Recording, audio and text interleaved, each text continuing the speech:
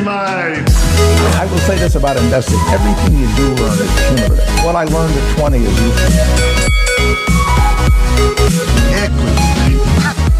Welcome to another episode of Equity Mates, a podcast that follows our journey of investing. Whether you're an absolute beginner or approaching Warren Buffett status, our aim is to help break down your barriers from beginning to dividend. My name is Bryce, and as always, I'm joined by my equity buddy, Ren. How are you going? I'm very good, Bryce. I'm very excited for today's episode. We've got a returning guest, a returning favourite from JP Morgan Asset Management. That's it. It is our pleasure to welcome Kerry Craig back to the studio. Kerry, welcome. Thanks, gents. It's great to be here and to have done a good enough job to be invited back. Well, Kerry is a global market strategist at JP Morgan Asset Management. At JP Morgan Asset Management, he is responsible for offering thought leadership and explaining market data and trends to wholesale and institutional clients, investors, and the broader investing community. Thanks to JP Morgan Asset Management for sponsoring this episode. And we have so much to get through today.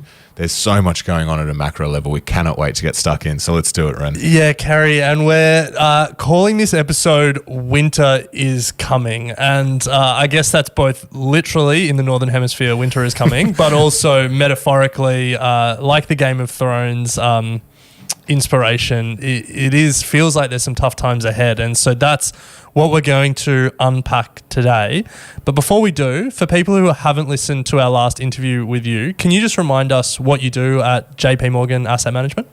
Sure. So my job, if I boil it down, is just to provide clarity around what's happening at market level and to, honestly, in times like these, to think about what really matters for investors because there is so much uncertainty. We try to dull that down and cut through a lot of that.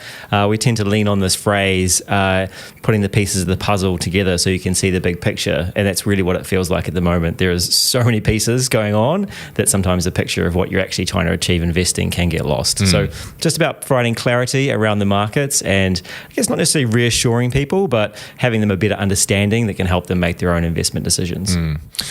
Well, the macro picture can sort of feel a little bit bleak at the moment. And in preparing for this interview, you mentioned there's sort of three big themes that we should be aware of as global investors. There's the energy crisis, possibility of a European recession, and then the forecasts for the US Federal Reserve. And we're going to go through each of those today. So let's start with the energy crisis. To kick it off, are you able to just summarize where we're at?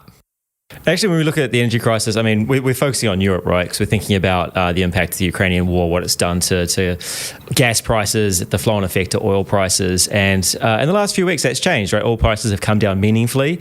Gas prices also come down. And then you've obviously had this flare-up based on some alleged sabotage around the pipelines and the gas prices going higher. And it is very metaphorical to think about winter is coming because as Europe heads into that northern winter, it's all about how cold that winter is going to be, what other actions Russia might take to cut off gas, and how much gas that Europe really has stockpiled so far. And what's been remarkable is they've done a great job of stockpiling gas. They have a target of filling up 85% of their capacity, and they're pretty much on track to do that by the end of this year. And that does leave them in a pretty good position to think about drawing down those stockpiles throughout the winter. The question becomes, if it's a very severe winter, those stockpiles are going to come down faster.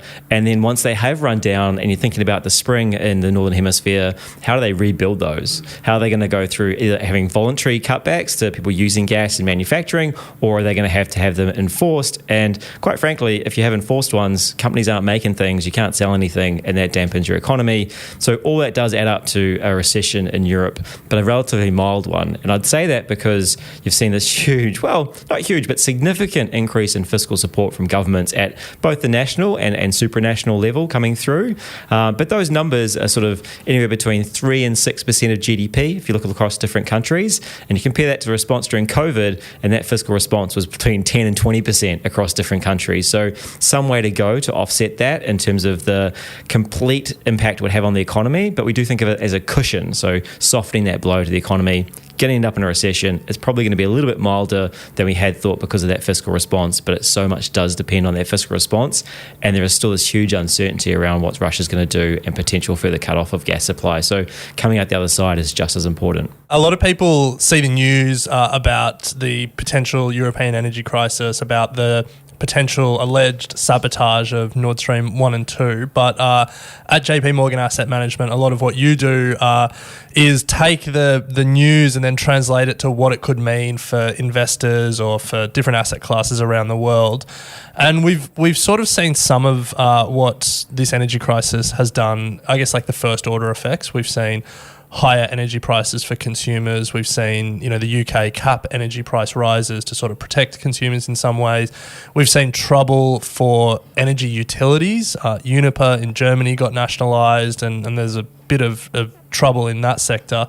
But I guess beyond that, what are some of the effects that we should expect to see as investors? I think the biggest one is that a lot of that pricing is going to start to wash out when it comes to in terms of inflation, which is probably going to be the most important. So when we think about the impact on headline rates of inflation, our expectation is those start to come down as those energy prices on a year-on-year basis look better in 2023. The impact on the economies in terms of what's happening in Europe is very much one where you're going to see that recession. It's going to be difficult for top-line revenues to be growing. It doesn't really make us very attractive or very appealing to want to own European assets in this environment because it just looks like earnings are going to be further downgraded. It is cheap when you look at the prices of equities in Europe and relative to the US and other parts of the world. They do look attractive, but it comes back to this question, are they cheap enough? And they probably aren't, given that uncertainty that's overweight and overhanging the European economy. So it keeps us very cautious on thinking about European assets in this environment. And it also means that we do have this inflation that is going to fall over the course of next year, but we do know it's going to rise in the near term. And we've seen that from actions from the European Central Bank, the Bank of England. They're going to continue to hike rates in this environment. So we think those bond yields in Europe have probably got a little bit more to go. And again, is why we wouldn't think about owning a lot of European debt in this environment. Now, you mentioned oil, and we've seen it come down from highs of near 135 or thereabouts a barrel, or 130 or whatever, and it's sitting at about 80 a barrel now. Yeah. And OPEC is now saying that they're going to be cutting supply given how cheap it is. Where do you see oil going from here? And what are your thoughts? Yeah, it got down to sort of the Brent oil price, like that's the benchmark for Europe and the world, not the WTI one, which is just the US. It got down to about 84. It's actually popped up today to about 90, and I think there's actually more support from that. So if we think about what drives oil price, you've got supply and demand. Obviously, think about our winter coming and the weakness in demand as the global economy becomes much more sluggish and you have these recessions. Demand falls, that should draw down energy prices. The flip side of this is that you do have a case where we're thinking about those OPEC plus countries, saying that they're going to want to increase the price of oil to $100 a barrel because that's what they want to see it at. You've still got a risk that Russia could do more actions given the sanctions that are being placed on them. The theory is that they wouldn't turn off their oil production because it's too costly to restart it, but they could. You never know. That would have a big impact. And then you've also got these sanctions that have been put in place on Russia throughout the year, not fully coming into effect until December. So they're still washing through. And again, this is all going to sort of constrain supply. There's been no deal with Iran. You've got a terrifying hurricane hitting Florida, which could possibly disrupt refining capacity in the US. All these things are going to be impacting the supply side, just as we think about demand weakening, and that's going to create somewhat of a floor to the oil price.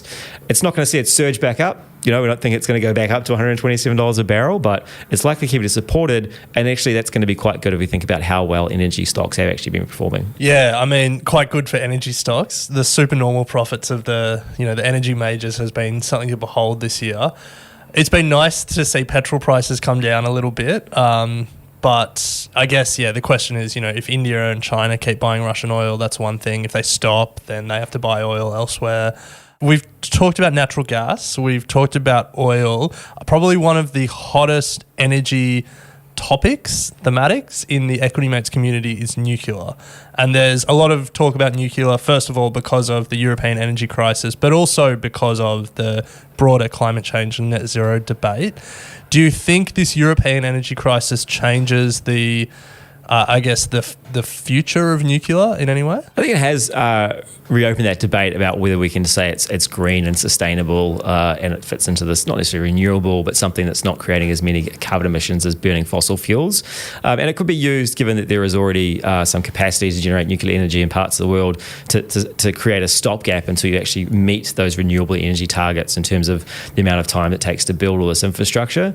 I think when it comes back to many investors, they have to make their own decision about whether they decide and think that nuclear is actually fitting their environmental standards when they think about ESG investing. It's really, I think, a personal choice or a choice of an institution, rather than one that should be forced on you by simply a government saying we're counting nuclear as green. And I think this is going to be one of the biggest impacts as we see investors rotate towards a lot of that sustainability. The flip side to that is that given how markets have been performing this year and that, investors have felt a lot of pain in their portfolios, equities going down, bonds going down, often in times like that, it's more about fixing your portfolio before fixing the world. So I think the focus can change a little bit in the short term as well. Do you think there's anything that the market is getting wrong or thinking incorrectly about what's going on in energy at the moment? I think the thing that got wrong was that you were just going to have this shift to renewables and realize there had been this huge underinvestment in fossil fuels and just ignoring how dependent the world still is on fossil fuels. Just, I guess, underestimating the amount of time it takes to actually change and shift from an economy that runs on fossil fuels to one that's actually going to run on minerals, right? We think about all the inputs to, batteries for electric cars or electrification of industries. That's really what's probably been underappreciated. And I think that's going to fuel that next shift. If we think about, where do you actually access those materials? What countries of the world are going to be important? I mean, there was an article today in the AFR about Indonesia and the fact that it has tons of nickel. It's going to shift a lot in terms of thinking about global supply chains, which countries are important as countries and economies think more about food security and energy security. And I think those are going to be big shifts that play out in the next few years. And again, I think that coming back to what people got wrong, it's probably just the length of time it's going to take to see that adjustment. Yeah, I think that's been no clearer than in Australia. Now, for ESG reasons, I have never really thought about investing in coal, but a lot of people thought, the days of coal were... We've got clean coal. It's clean coal here. And, there was talk with the last government about subsidising coal plants and all of that stuff because they needed to remain competitive. We had a look at some data from the ASX, like the biggest sort of 200, 300 companies, and 4 of the best 5 performers this year to date, coal companies. It's just like that's something the rest of the market got wrong, the future of coal. Yeah, a lot of countries around Asia are still reliant on coal. They've built newer coal plants in the last decades, which are actually more efficient than the older ones in developed markets. And so they still have this huge reliance on coal that's going to remain. And again, it's going to be that shift towards renewables. It takes a lot longer to come through. Even if the desire is there, it's just the process of the fact that you need that much investment and it takes that much time to build the infrastructure. The big headline today was that Queensland's building the world's largest pumped hydro scheme, like 65 billion or something, and they forecast they won't need coal 2035 and onwards, which is exciting. Yeah, those are aspirational dates for a lot of these things. And I hope it is the case, but it does seem like a long way away right now. Yeah. The flow-on conversation from energy really becomes the possibility of a European recession, because winter is coming, both literally and metaphorically, and if it's a cold winter and energy stockpiles go down, energy prices go up, businesses and consumers feel the pinch. At JP Morgan Asset Management, what's your weighting of probabilities? How likely do you think it is? And I guess a recession in Europe, it's almost guaranteed. It's about how deep it is. There we go. Well, nice. Yeah. I guess let's change the question. How bad is it going to get, and how worried should we, sitting on the other side of the world, be? I don't think we need to be that worried. I mean, it's something we've often thought about as being a regional effect. Like the energy crisis in Europe is affecting Europe. Perversely, Australia's benefited from some extent given our export of energy. And the impact around Asia has been relatively muted. Obviously, as Europe has sucked in more natural gas from the rest of the world, it means it takes it away from places like Asia. They're feeling it a little bit more in terms of they have to either pay higher prices or shift to other sources of energy. You get that switching between gas and oil, for example. But it is relatively a European problem. The US insulated its self-sufficient energy largely. Here in Australia, we're not seeing the negative benefits. It helped our terms of trade. Talked about the coal companies there. So I think it is relatively an issue for Europe. Where it becomes a bigger issue and where you could see it becoming more important is the sentiment effect. So if we think about the UK, which is probably heading for a recession as well, Europe heading for a recession, the US is a bit touch and go at the moment, China slowing down. Suddenly you're thinking about, are we heading for a global recession? And that's really going to impact sentiment and attitudes towards risk assets at a time where you've seen markets be very weak already. So for someone who's just tuning in for the first time or has come up from a submarine from a 9-month expedition, has no idea what's going on, is the energy crisis the only thing that is driving us or Europe towards a recession, or what other factors are at play that we should be aware of that are contributing to this sentiment? Actually, if you look at consumer sentiment in Europe, it's plumbing record lows, as it would be when you're facing these kind of crisis. But what's been more remarkable is that consumers have still been spending. You've actually had a lot of resilience in the economy. Data hasn't nearly been as weak as we'd expected it to. And you've had quite a shift in terms of how governments are approaching it, being really willing to act and try and offset that. So you haven't had this idea that, austerity was the thing that that governments in Europe wanted to provide. You've got a better starting point from not necessarily a fiscal union in Europe, but you've had definitely an idea that countries are acting more in unison around approaching that common problem, where go back to the debt crisis, it was always about us and them between some of the smaller economies, or say Italy and the southern economies, and the other ones like Germany, where it's much more unified now. I just had a follow-on for the spending piece, because it feels like it's sort of similar here in Australia that discretionary spending is probably still pretty high. I imagine. It just feels that way. What do you see as... You've been buying lots of unnecessary things, have you? Just been running out and buying stuff. You look at the results. You look at the results from a lot of the retailers around the world in the most recent earnings, anyway, and it wasn't dire. I mean, they were probably sort of forecasting that the next earnings season is going to be a little bit worse. But what's your sort of timeline for the flow and effect of all these interest rate rises? Like it feels like it hasn't quite had the impact on consumer spending that it otherwise might have had. It hasn't, and even the retail sales came out for Australia, for August, were actually a bit better than expected, and I think that's a lag effect coming through. Consumers are relatively cashed up. You had stimulus and money transfers from governments to people during COVID. They're still being wound down. Australian savings rate, basically cash compared to disposable income, is still above average, so it still has scope to come down. It's come down in the US a lot more, but they still have more cash to spend. So a lot of that is the reason why you've seen consumers willing to spend. And then you can look back and say, well, there's been the opening, people are catching up on all the spending they didn't do, and you've sort of seen a surge in travel and all that kind of stuff. So that's definitely been the case. It is going to start to change from here now, though. I think that there is the ramifications that a lot of those interest rate rises, which do act with a lag on the economy, do affect how people spend, given that they will refinance their mortgages and it hits them later on. That is going to start to create a drag. So we wouldn't think about that pace of spending to be maintained. And also, when you look at those numbers, you got to remember they're not just volumes, they're prices. So they are seeing that the fact that prices are rising is capturing a bit of that as well, not just the absolute volumes of what people are actually spending.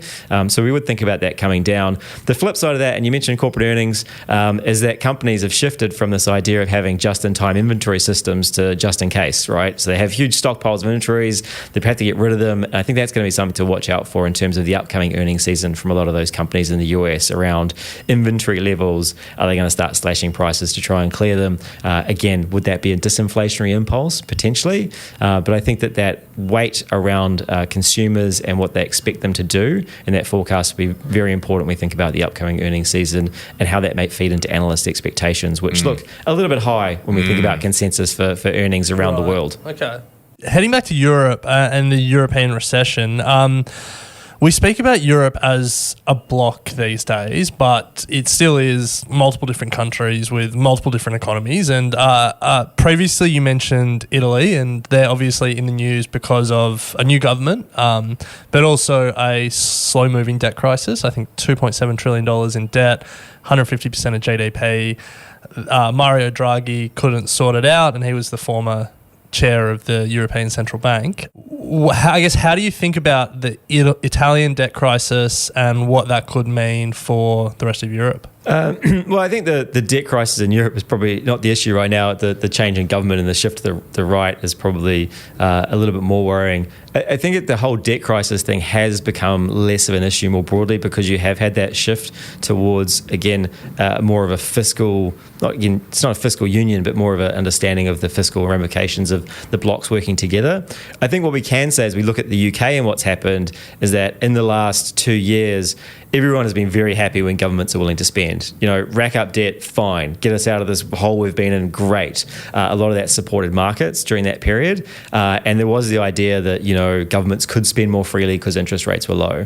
What we've seen out of the UK is that when you're ramping up your debt and it's unfunded by tax and it's just funded by issuing more debt, ramping up fiscal stimulus, which is just ramped up by more debt, the markets are now looking at it and saying, well, really, is that sustainable when interest rates are going up? And so that's what's changing. I think that idea that governments could just spend freely and that central banks would always be there with low interest rates, and that's put pressure on the pound. And the crisis in Europe with energy is more waiting on the euro and the recession waiting on the euro. But, that's where that infections could come through if markets become a little more uncomfortable with those debt levels and say, hey, actually, we don't think this is very good when interest rates are going up. And when it comes to, say, looking at Italy, it's all about how much those spreads on debt widen compared to the pound, the Bund, and we see those come through. And then if they did get too wide, there would be some expectation the ECB would step in with some sort of measure, as they have hinted at in the past but never actually had to use. How wide those spreads have to become, no one really knows, and it's more likely the ECB would start talking about it before they actually did anything. So there are those backstops there to prevent that crisis occurring again.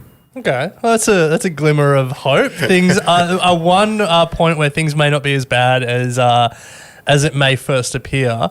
I guess let's grab onto this slither of hope and talk about any positive stories coming out of Europe. We mentioned it's multiple different economies making up the one big European economy. Are there any countries that are looking really positive or that are, beating expectations or surprising despite the challenges that Europe are facing? Not really, to be honest. Okay. It's like, I'm pretty happy I don't live in England anymore right now, to be honest. It sounds like, I think if I could summarize it and just say, it's not as bad as everyone else makes out. There is this sort of idea that fiscal support, the fact that the economy has been a bit resilient, just means that recession that they are going to have is not going to be as bad. And it's because it's coming back down to the recession has been caused by too much inflation. It's going to be a policy-induced recession by interest rates going up. And we have this very unfortunate situation with the energy crisis as well. And again, it does come back to that fiscal support and how much can come through and how much it actually does filter through to the real economy. We do think, in our forecast, it's going to be a relatively short few quarters of recession and not nearly as bad as like COVID or the GFC, which is what everyone sort of leans towards. And again, because there's not those massive underlying imbalances in the economy that we may have seen in the past. For example, the banking sector is in a much better place than it has been in prior years.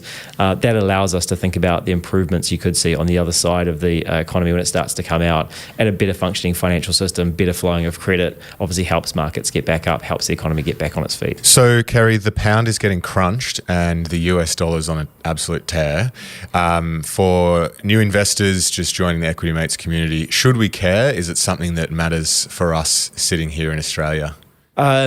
Probably the pound less, the US dollar massively. All right, that's the world's reserve currency, and where it's heading is infecting everywhere else in the world through multiple channels. So the first is that as the US dollar gets higher, it means that every other country is getting weaker and currency is getting weaker. That means their input costs are higher. That feeds into inflation. At the time, the US is benefiting from disinflation because their inputs are cheaper. That's the first channel. It's impacting earnings in the US. You've got 60% of earnings in the US from foreign sources. Stronger dollar weakens their earnings, so you can think about the weight it applies on the equity market, and then the pressure it's applying, like the euro and the UK, and the emerging markets, and thinking about the negative impact it has there is a problem. There's been lots of talk in the last day or two around, you're going to see intervention, you're going to see a Plaza Accord kind of situation. No. I mean, the Fed wants the dollar strong to bring inflation down. They're not going to stop hiking rates until they really have control of that inflation. It's about how many other central banks around the world become more aggressive in their rate hikes, or about how much growth actually looks better around the world compared to the US, because you have this dollar smile that you may have heard of. So the dollar smile suggests that, when the economy around the world looks bad, when you think about recession, everyone heads to safety of US assets.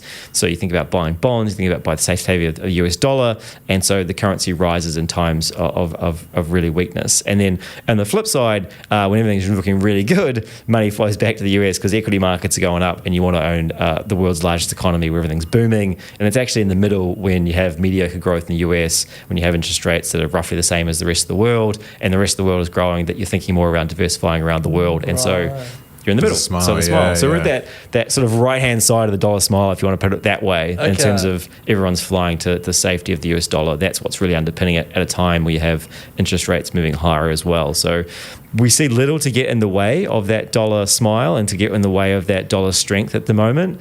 The Aussie dollar is down about 10% year to date. What I would say is that everyone asks me this, the dollar's gone down versus the US dollar, the dollar's gone down versus the US dollar. What's important for the Australian economy is the trade-weighted index, who we actually trade with. The trade-weighted index of the Aussie dollar is up about 2% this year because we've been selling tons of energy to the rest of the world, mainly into Asia and China, and that's actually been quite good for our economy. So just avoid the trap of thinking about that one currency. Think about the trade-weighted basket for the impact in the Australian economy. Yeah, great. It's a very long-winded answer. I'm sorry. No, it's good. So the short answer is yes, we should care. Yeah. I mean, I know you're looking more macro than at individual stocks, but one thing that just has fascinated me around the conversation of the strong US dollar and the weak pound. Obviously, everyone's looking at the US stocks who are now going to be potentially have a revenue impact because of how strong the US dollar is when they're bringing revenue in from overseas. But the weak British pound feels like a real opportunity for some of those big British stocks because they're massive exporters, like Diageo, the alcohol brand. Only 20% of their sales are in Europe and the UK, and so they're going to be 80% of the revenues of the FTSE come from outside. There you go, and so they're going to be booking, US dollars, Aussie dollars, and then reporting it in pounds. Surely they're going to be laughing next reporting season. And they have seen the FTSE do a bit better than expected because of that. But the makeup of their market is kind of similar to Australia. So you got a lot of resources, you got a lot of financials in there as well. So from a diversification benefit, if you're an Australian investor, do you want to buy more of the same you have in your home market? And also you got to think about how much of those revenues are actually generated in Europe, whereas heading for recession, that weakness. So those are the corollary factors. You could say that same thing about Japan. Obviously the yen has been very weak. Again, a cyclical market where you have a lot of offshore revenues. And it's one area you might say, well, I hate Japan. It's been on and off for years. Those are supports for thinking about why the topics or the Japanese equity market might do better than other markets around the world because of that weakness in the yen. You'd have to offset that with, again, a cyclical market that might slow as the global economy slows, but the weakness in the currency is support for thinking about the benefit of the equity market and those offshore earnings. So, Kerry, we've covered energy crisis. We've covered possibility of a European recession. Well, not possibility, but how deep a European recession. So let's head over across the Atlantic and turn to the US because everyone is watching the Fed. And we'd love to know what JP Morgan's asset management's view is on the Fed. Where do they go next? This is the longest I've sat in a room with someone without the Fed being the first thing that's mentioned. Nice. So it's inflation and the Fed. Obviously, since the Jackson Hole meeting in August, it's kind of spooked the markets. They came out and said, we're just committed to getting inflation under control. You could use that as a code for saying we're trying to regain our credibility after getting inflation wrong for so long. But many central banks did that. And so it is a case of the Fed moving higher. They're up their interest rate 75 basis points. It's sitting at this 3 to 3.25 band now. They're probably going to do another 100, 125 basis points by the start of next year, push that interest rate to around about 4.5%. And there's a couple of reasons why we'd think it's going to go that way. What the Fed has said is they're not really going to stop hiking interest rates until they get the yield curve back into positive real territory. So we think about nominal yields adjusted for inflation. So as inflation comes down, we do think about that being a positive, but it does mean that if the rates have to be above that level of inflation still. Right now, 3.25, still well below inflation, so they've got some way to go. And their preferred measure of inflation is something called the Core Personal Consumption Expenditure Index. It's just a different measure of inflation that they focus on. Currently running at 4.6% year on year. Right, so they're at 3.25, so they have to get that up. If that PCE number starts to come down to say 3.5 or 3 by the end of next year, they do have to get above that. And they've never stopped hiking rates when those real yields have been negative. So they've got some way to go, and I think that's an important thing to watch at. I mean, it's good that it's 4% because I was thinking, like the headline inflation is 8.3%, and to get higher than that would be... Yeah, our expectation is that those headline numbers are going to come back down to those 2-3% levels in most economies around the world by the end of next year because of the impact of food prices coming down, energy prices coming down, the flow-on effects to other parts of the inflation basket, core goods, the things that apparently everyone's stopped buying except you, running out and buying everything. They're coming down, and that will weigh on inflation. But it's things like, labour markets are really tight. You've got a lot of wage negotiations going on, and wage going up year on year. Housing is very important in the US, given the rents are a big part of the inflation cycle. We've got those sticky parts of inflation, which are going to be more important for things when you think about the core level of inflation outside of headline. And that's why there's always an upside risk to the Fed or the RBA or anyone else doing more, because those core levels, that measure of underlying inflation in the economy, is not really going away. For us, though, those headline inflation coming down is what's really probably more important. The fact that we are thinking about, doesn't cost so much to fill my car with gas, I'm not spending so much at the supermarket, maybe some of those inventories that companies are trying to get rid of mean that things we buy are a little bit cheaper, and that can actually lessen that drag on terms of that consumer spending. But for us, the Fed, they're going to go until they get those real yields back into positive territory, until there's a clear sign that inflation's coming down. And that does mean it's going to be a very much data-dependent story in terms of watching the inflation prints that come out every month, watching the labour market prints that come out every month, seeing if there's that weakness there that would suggest wage growth starts to slow down or reverse a little bit. And that's where we're at. It's unfortunately going to still be a very choppy and volatile outlook when it comes to central banks. Yeah, because I was going to ask you to sort of square the two narratives that you're hearing. One, that all these commodity prices are falling, like lumber is down 70%, oil is off 40%, like all these raw commodities are down.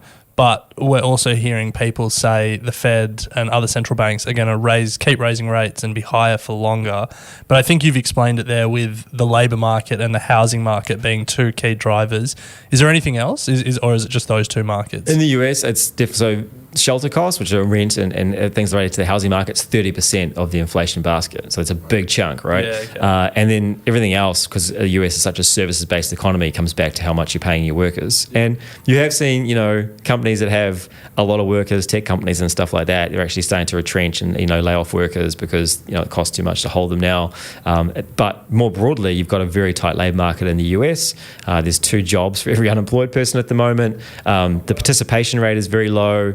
And that's troubling. You think about where you're going to get more workers from. So the prime age working group, those of us 25 to 55, go out and create a sweat, making money every day. They've come back. They're working at like those peak levels that were prior to COVID. And then everyone at the age of 55 is either taking early retirement or maybe during for COVID reasons hasn't come back. And that's where you've seen the workforce drop. So it's how you replace those workers when you've effectively closed your borders to immigration. You've got an aging population anyway. So that's the challenge. They're thinking about, how do I actually get that participation rate up, that unemployment rate higher, and that wage growth lower. And the way you do that is by creating a recession, or at least really slowing the economy as far down as you can without creating a recession, is the hope of the Fed. Employment, you hear a lot of the conversation around immigration, as you've just said, and hopefully as borders start to reopen and immigration starts to normalise, you see more workers and some of that heat in the employment market comes out.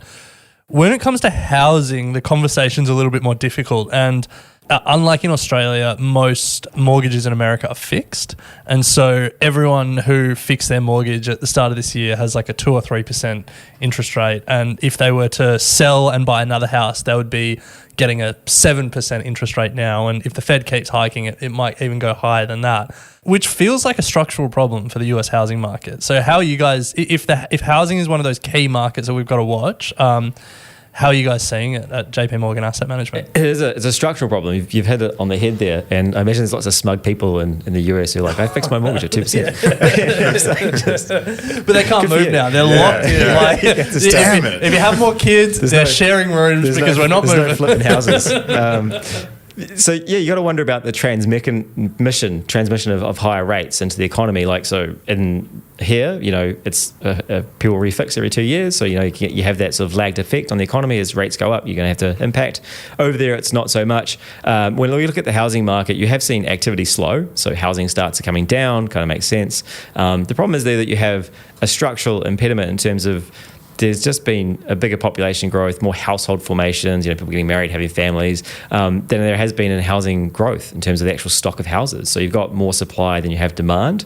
As prices have gone up significantly when interest rates were really cheap in the US, house price affordability became very poor, so people were forced to rent. And so you've had a big growth in rent that's pushed up rental prices. People moving away from cities or relocating during COVID has also seen pockets of growth in different parts of America that again had that were understocked in housing. That's created more renting pressure. And so that's not going to go away because you're right. If the interest rates are going up, maybe the house you would have sold or the house you would have bought to rent as an investor, it's too expensive now. You're just going to stay where you are. And therefore you're worried about that supply of housing to come through.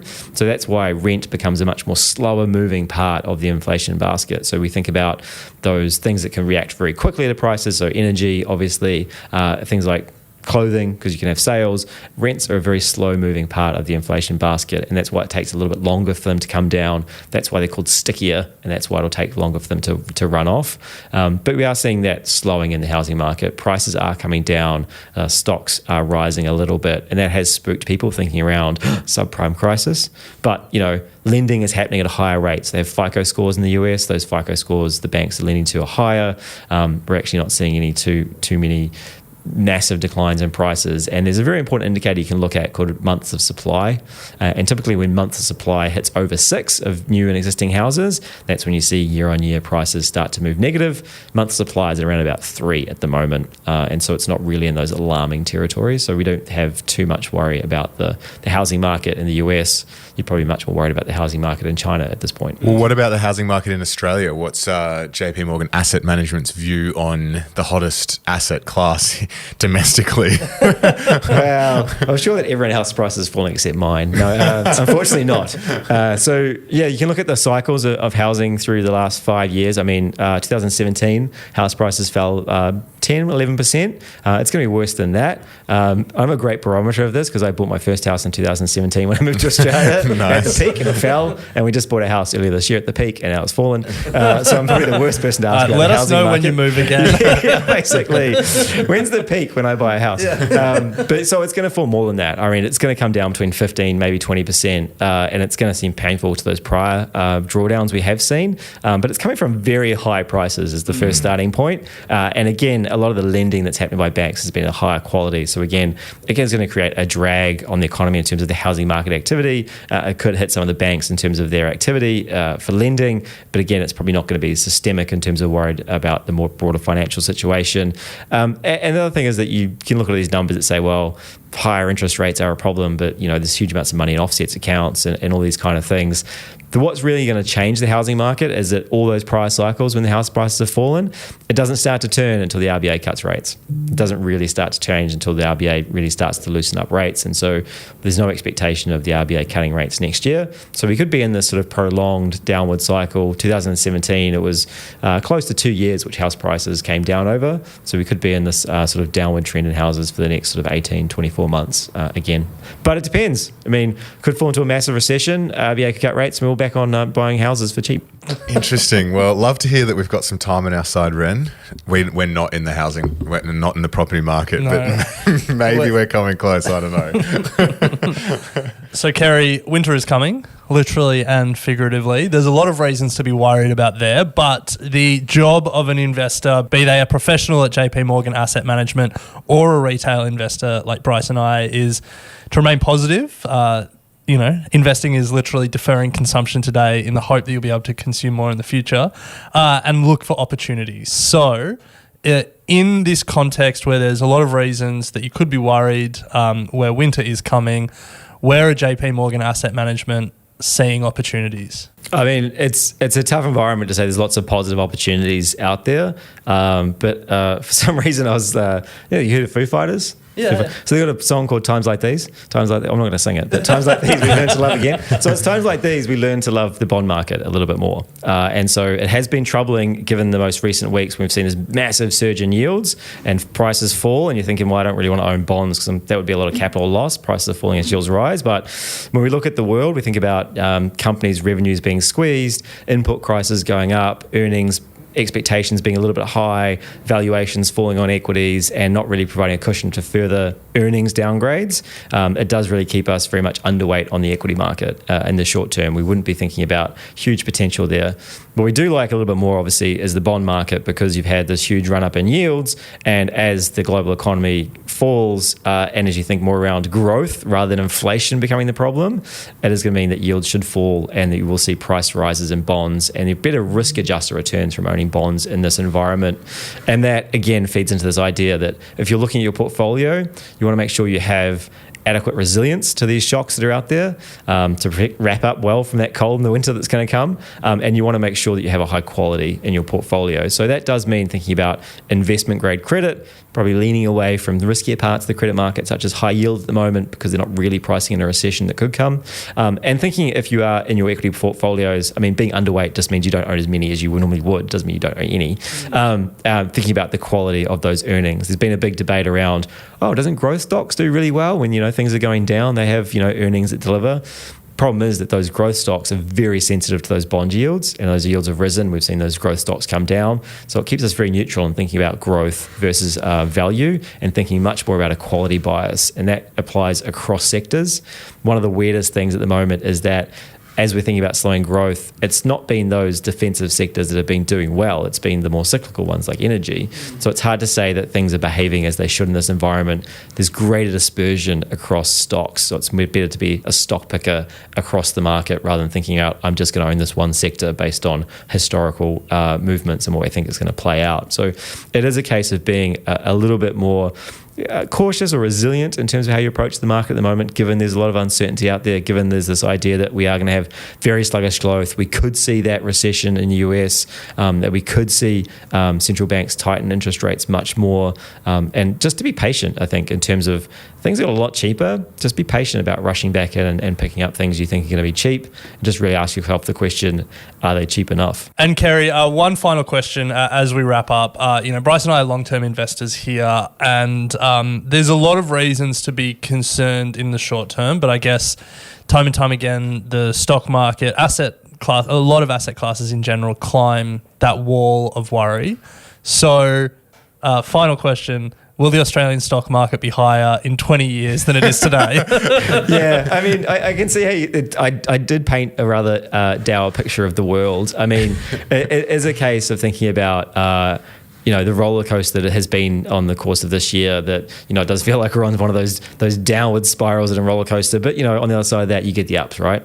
And I think that's one of the other things that investors should really think about right now, is that so many of the conversations I have are around like, should I have more bonds? Are the yields going to go higher? Should I just have lots of cash at the moment? And, surely you can do that. You can hold lots of cash and be defensive. That's not going to help you, consume more in the future, as you put it. It's not going to help you achieve your investment goals in the long run. And I think it really does come back to thinking about, we do know there's going to be eventually an upside. How do you sequence back into risk? How do you start looking at these markets that have got cheaper and have that plan in place now? Think about when you're going to start.